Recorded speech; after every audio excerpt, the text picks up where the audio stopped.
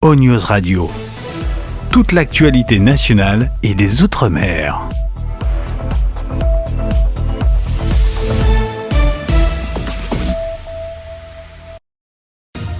Cyclone tropical Belal sur la Réunion, flash spécial. Centre où l'on accueille les personnes qui vivent dans des habitations précaires ou bien potentiellement à risque. C'est pour cette raison qu'il y a quelques bénéficiaires là actuellement qui sont présents et qui devraient continuer à affluer durant la nuit. Parmi ces bénéficiaires, entre guillemets, on met de gros guillemets parce que il s'agit de touristes, il y a Hervé et sa femme qui sont présents, qui sont touristes ici à La Réunion, originaires du Rhône, la ville de Lyon que tout le monde connaît. Hervé, alors vous étiez en location au niveau de la Bretagne, à l'est de Saint-Denis.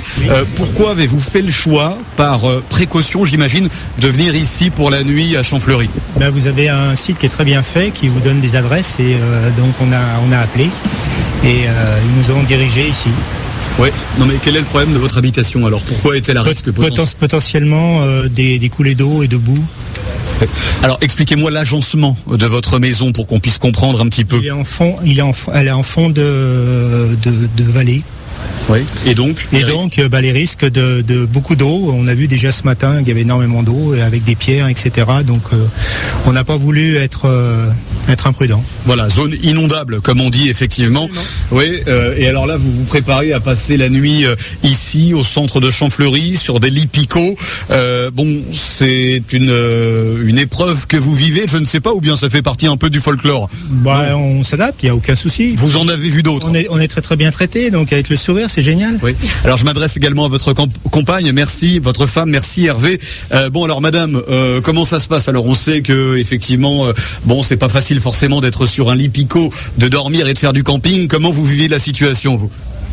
Très bien, je préfère être ici que être angoissée dans un habitat que je maîtrise pas et je voudrais pas prendre de risques, quoi. Oui, tout à fait.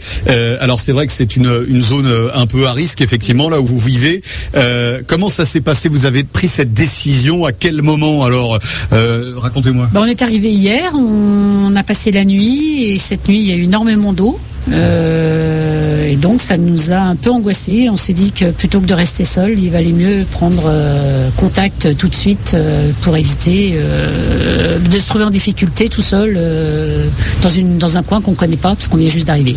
Comment vous vivez alors cette situation? C'est sans doute le premier cyclone que vous vivez parce que vous n'êtes pas forcément habitué, Hervé. Aux tempêtes de neige qu'aux cyclones, oui, c'est vrai.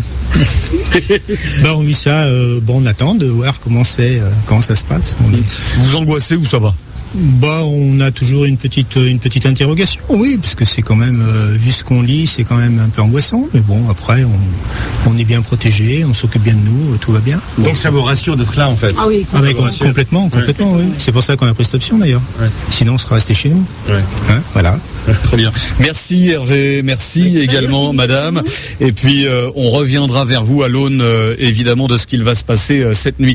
Voilà, allez, en tout cas ici le centre d'hébergement de Champfleury fait partie des 10 centres ici dans la ville de Saint-Denis. Nous étions tout à l'heure au gymnase de Decanon, un centre plutôt réservé aux sans domicile fixe. Et là, ici à Champfleury, nous sommes donc dans un centre réservé aux personnes ayant des habitations précaires ou à risque, vous l'avez compris. Voilà Olivia, on va continuer notre tournée, sachant que les services de la mairie de Saint-Denis effectuent régulièrement des maraudes, pour repérer les personnes qui sont en difficulté dans la rue et éventuellement vulnérables face aux caprices de la météo qui, on le rappelle, vont rythmer une bonne partie de la nuit et ces prochaines 36 heures minimum. Voilà. Olivier Faure, bonjour. Allô? Oui, bonjour. Oui, bonjour. Oui. Alors, donc vous voulez faire un petit point sur les centres d'hébergement donc de Petite-Île. Oui, donc le maire de Petite-Île, Serge Joireau, aimerait communiquer sur l'ouverture des centres d'hébergement de la commune. Nous avons déjà 13 personnes qui sont hébergées dans les 4 centres qui accueillent la population. Et de bien rappeler à tous ceux qui sont un peu craintifs, qui ont un habitat qui n'est pas, à leur avis, trop solide, de prendre des précautions. Météo France l'a rappelé, le préfet l'a rappelé, il ne s'agit pas de faire peur à la population, il s'agit de prévenir et de sauver des vies. Donc si vous êtes inquiet, n'hésitez pas, rejoignez les centres. Nos services sont sur le pied de guerre, pourront même venir vous chercher si vous n'êtes pas véhiculé, mais il faut que tout ça soit fait avant 19h30, puisque à partir de 20h, plus personne sur les routes et dans les chemins.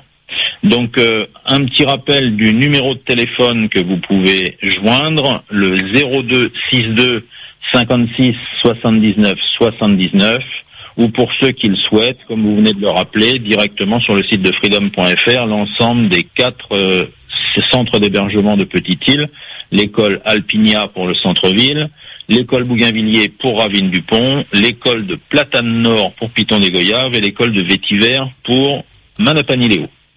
Et puis un deuxième point également que je souhaite rappeler en profitant de votre antenne, c'est de demander à la population de Petite-Île de ramasser les poubelles. Il y a encore beaucoup de poubelles qui sont sur le bord de la route.